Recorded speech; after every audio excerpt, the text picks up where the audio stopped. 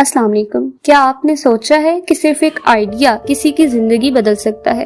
آج میں آپ کو بتاؤں گی ایسی عورت کی کہانی جس نے ناممکن کو ممکن بنا دیا۔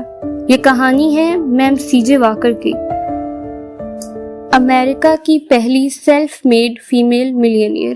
آئیے جانتے ہیں ان کی حیرت انگیز داستان کے بارے میں۔ میم سی جے واکر کا اصل نام سارا بریڈلی تھا۔ وہ امریکہ کی ریاست لویزیانا میں ایک ایسے خاندان میں پیدا ہوئی جو غلامی سے ابھی آزاد ہوا تھا۔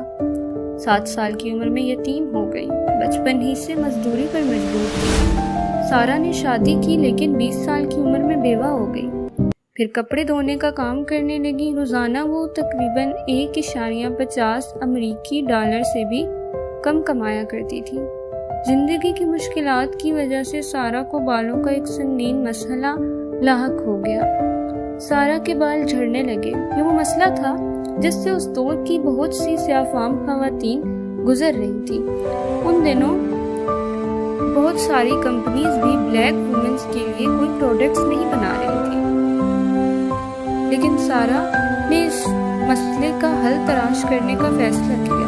انہوں نے گھریلو ٹوٹکوں سے تجربے شروع کیے، آہستہ آہستہ ایک ایسا فارمولہ بنا دیا جو بالوں کی صحت کو حال کرنے لگا۔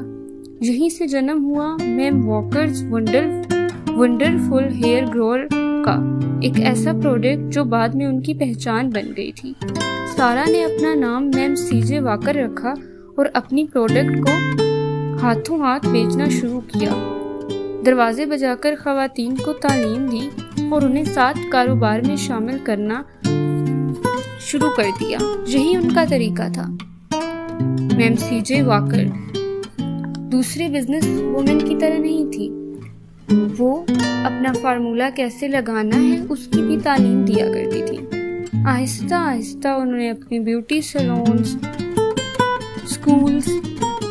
سکولز اور ایک فیکٹری قائم کر دی۔ انہوں نے ہزاروں خواتین کو روزگار دیا اور نہ صرف خوبصورتی کا شعور سکھایا بلکہ معاشی خود مختاری بھی سکھائی۔ ان کے مشہور آخری الفاظ یہ تھے: I want my people to have pride. I want my people to do big things.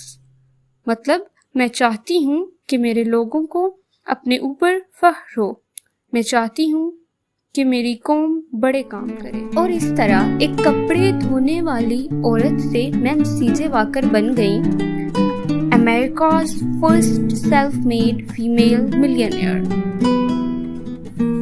Ma'am C J Walker ایک مسلمان نہیں تھی، مگر ان کی زندگی ہمیں ایک سچا سبق دیتی ہے کہ محنت، قربانی اور مسلسل جدوجہد سے انسان کچھ بھی حاصل کر سکتا ہے، اور یہی ہمارا دین اسلام ہمیں سکھاتا ہے۔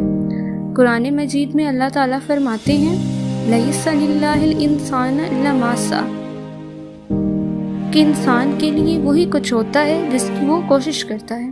تو آج اگر آپ کے حالات مشکل ہیں تو یاد رکھیں محنت کبھی ضائع نہیں جاتی، بس نیت صاف ہو، دل میں عزم ہو اور یقین ہو کہ اللہ راستہ ضرور دکھائے گا۔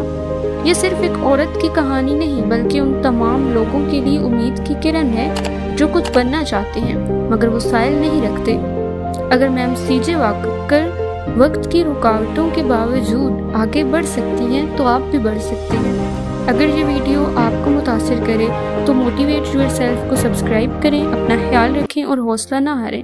یاد رکھیں اللہ محنت کرنے والوں کا ساتھ دیتا ہے۔ فی امان اللہ۔